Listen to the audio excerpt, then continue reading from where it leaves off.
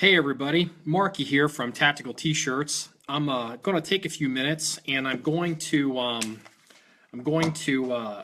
talk about a development of something that came up here recently.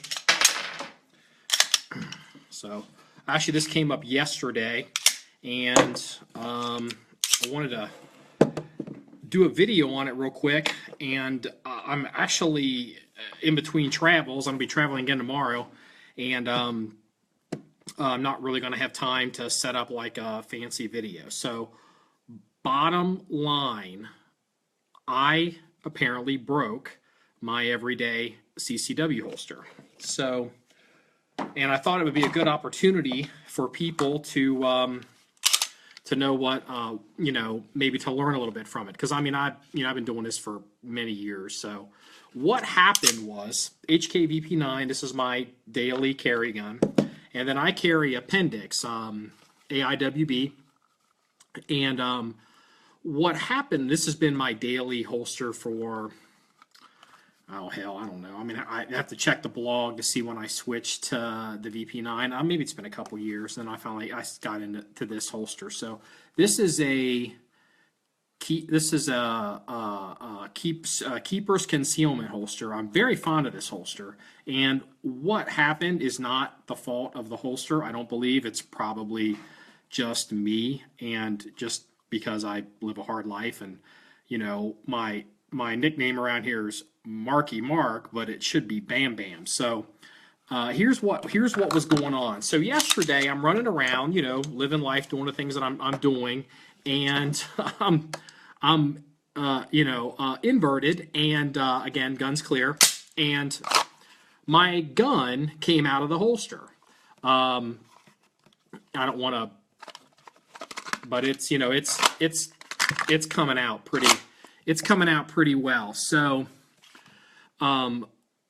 it actually happened once, and I didn't think that much about it when it happened the first time. Loaded gun, it came out. I mean, I was able to control it, and I wasn't really in too much danger of having an ND, other than actually having the gun come out of the holster. So sometimes especially when you carry Appendix, you can do things and kind of lift stuff up and grab on things, and it's not impossible to pull the gun out of a holster. It's actually not possible to pull any gun out of any holster, and I'm going to do another video, we've been planning on it, to demonstrate that in the future. So a gun came out, and it wasn't 5 minutes later, the gun comes out again. I mean, comes out again. And I'm like, well, what the hell? So I'm starting to realize, So I'm like, the tension screws backed out. This holster's got definitely some miles on it, and I actually ended up getting a little wrench and tightening down the tension. It's got adjustable tension on it, and set it back up and go on. Wasn't really that big of a deal. So then today I had an issue where the gun started coming out again, and I pulled the holster out, and I was looking at the tension. I'm like, well, the tension back off. And what had happened was, let's see if I can get this on. Again, I apologize for not doing this. Let's see if I can do this. Right there, if you can see, right in front of the bolt, the adjustable tension, there is a hairline crack that has formed on the say over like the trigger guard cover.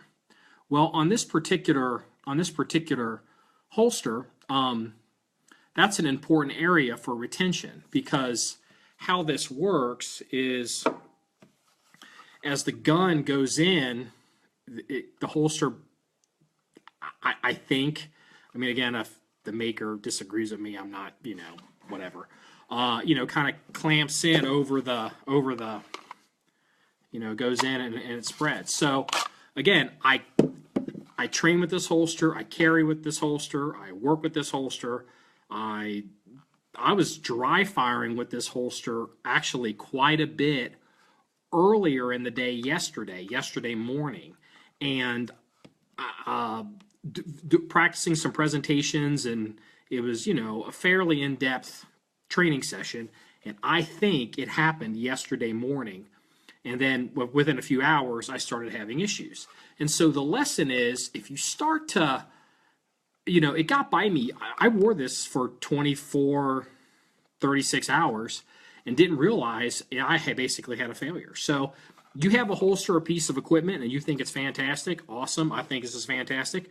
But, you know, you have to maintain and check your stuff. So, you know, check your, if your adjustable tensions, check if your holster doesn't have adjustable tension, check and make sure you haven't had a, you haven't damaged your equipment somehow. I've literally broken, I got into a fight one time with this biker, and I got home and found out my gun was locked up. Didn't realize it till hours later, and had to send it off to the manufacturer. They had to cut the slide stop off and, you know, machine and to get the gun open, to repair it and do all that. So, you know, stuff happens. So, I've never done that to a Kydex holster before. But, you know, my experience on carrying Kydex holsters, AIWB, is, you know, relatively recent. I mean, only the past,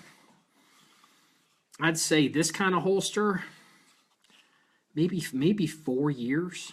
I mean, I've carried, you know, front, cross draw, Mexican, well, I mean, all kinds of crazy low profile stuff, but a fancy holster like this in AIWB, it's a, you know, relatively new area for me. I mean, you know, compared to like 20, 25 years of running around with guns. So, you know, lesson learned. The other thing is, when you have a primary carry gun, or your carry gun, maybe you should think about having some extra holsters, even if they're crap holsters. When the HK VP9 first came out, one of the issues with it was finding holsters for these guns. I mean, it was terrible because there's nobody really had them.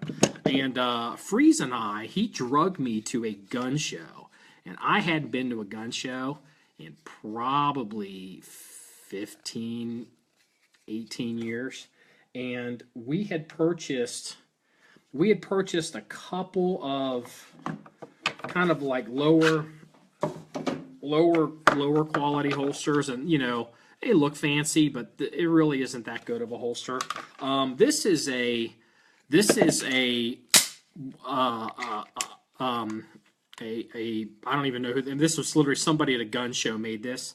It's trying to be a copy of the Raven Concealment Vanguard, which I'm a huge fan of, by the way. I mean, I love those. So when I saw, you know, people were trying to do stuff like this, you know, I picked one up, and you know, this isn't really that really, you know, that good of a solution for the VP9. So, you know, I got to get on a plane tomorrow, and I don't have time to deal with this holster. I'll have to call the maker when I get back in town. You know, I'm not going to try to repair it because I don't want to goof it up. And, you know, especially when you're getting into like holsters and firearms, and you're, you know, getting into, you know, liability insurance, and depending on what you're doing in life and messing with gear. And if you're not, you know, if you're just doing it for yourself, but if it's, you know, semi-professional, you realize there's some stuff you're not allowed to do, because if you do it, it becomes an issue, then you got to explain it. You know, sounds a lot like politics today in Washington, D.C. So I'm sitting here telling you my sob story, and I'm actually going to have to make a decision. I may end up having to hit the road tomorrow with a Glock 17, which is my preferred Glock. I don't much care for the 19s. I got bigger hands, so. And the reason why I like the Glock 17, I don't really have a good AIWB holster for the Glocks, but I've got these Raven, I don't know if these are called Vanguards or Vanguard 2s, but basically, you know, you draw them out, do what you're going to do, pull the holster out of your pants, then put it together, then put it back in. So these are real low profile AIWB, and I may have to switch to this you know, so I apologize to all the H&K Mafia guys who, you know, I'm not really one of those, but, you know, some people may notice, especially I'm traveling this week, that I may not have an H&K on me. I may be carrying a Glock, and I don't want them to think that it's somehow I'm a traitor to the cause or whatnot.